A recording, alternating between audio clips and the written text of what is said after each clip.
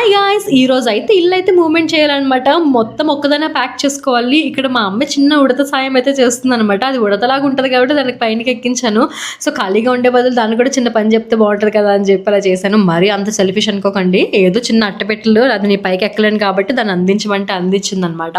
So, ఈరోజు నాకొచ్చిన కోపానికి ఏదైనా ఎరగొట్టారనిపించింది. కానీ ఏం ఎరగొట్టలేను. మళ్ళీ అన్ని డబ్బులతోనే కదా కొనుక్కోవాలి. అందుకే ఏం ఎరగొట్టలేదనమాట. ఎందుకక్క కోపం వచ్చిందా అనేసంటే మార్నింగ్ మా హస్బెండ్ ఫోన్ చేసేసి 4:00 కల్లా మొత్తం రెడీగా ఉండు, మొత్తం ప్యాకింగ్ చేయండి అంటే ఒక్కదాన్ని నిజం చెప్తున్న చిన్న పిల్ల పట్టుకొని ప్యాకింగ్ చేయడం అంటే తల ప్రాణం తోకగైతే వచ్చిందనమాట. అంత కోపం రాలేదు.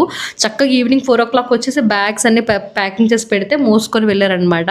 మాకు ఇలా ఎక్కడైనా ట్రాన్స్ఫర్ అయినప్పుడు మనకి వెహికల్ వాళ్ళే ప్రొవైడ్ చేస్తారు. సో మేము జస్ట్ ప్యాకింగ్ చేసి ఉంచేస్తే వాళ్ళు వచ్చి తీసుకెళ్ళిపోతారనమాట.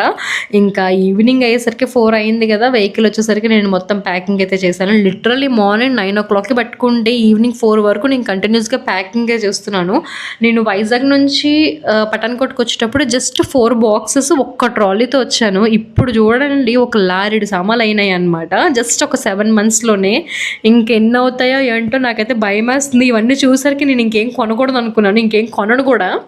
ఇక్కడ మా అమ్మాయి అయితే ఏమైనా ఏడుస్తుంది అసలు. ఆ అమ్మాయి మాకు చాలా అంటే చాలా క్లోజ్ అయిపోయింది అనమాట. మా అమ్మాయికి ఫస్ట్ ఫ్రెండ్. మార్నింగ్ లేచిన దగ్గర నుంచి ఈవినింగ్ ఉండేంత వరకు ఆ మమ్మీ దీది ఏది, మమ్మీ దీది ఏది అనుకొని ఉంటుంది. ఇంకా ఇక్కడ ఈ హౌస్ దగ్గర అయితే లాస్ట్ ఛాయ్ తాగుతున్నాను అనమాట.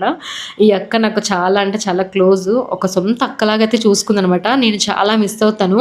ఆర్మీలో ఏంటంటే అండి ఇదే తెలుసా ప్రాబ్లము. మనం ఒక దగ్గర ఉంటామా మంచి ఫ్రెండ్స్ కలుస్తారు. ఒక 3 years 2 years ఒక 6 months 7 months అట్లా మంచి ఫ్రెండ్షిప్ అయితే అయిపోతుంది. కానీ సడన్గా వాళ్ళని వదిలేసి వెళ్ళడమే అనేది చాలా బాధ అనిపిస్తుంది అనమాట. సో ఇంకా ఆ రోజు లాస్ట్ ఫైనల్ డిన్నర్ మా ఇంట్లోనే కాబట్టి ఇంక నేను అక్కడే ఫుడ్ ప్రిపేర్ చేసేసి తినేసి అయితే వచ్చాము. బట్ కానీ నిజం చెప్తున్నాను, ఎంత కష్టపడ్డానంటే నాకు అసలు రెస్ట్లెస్, చాలా అంటే చాలా తలనొప్పి. ఒక మ్యారీడ్ అయిన తర్వాత ఒక ఉమెన్ ఎంత కష్టపడుతుంది అంటే నాకు జస్ట్ యూ కాంట్ ఇమాజిన్ అండి. ప్రతి ఒక్క విషయంలో కూడా నాకు చాలా అంటే చాలా తెలిసొస్తుంది ఒక ఉమెన్ ఎంత కష్టపడుతుందా అనేసి. జాబ్ చేసేటప్పుడు తెలియలేదు కానీ ఇప్పుడు మాత్రం బాగా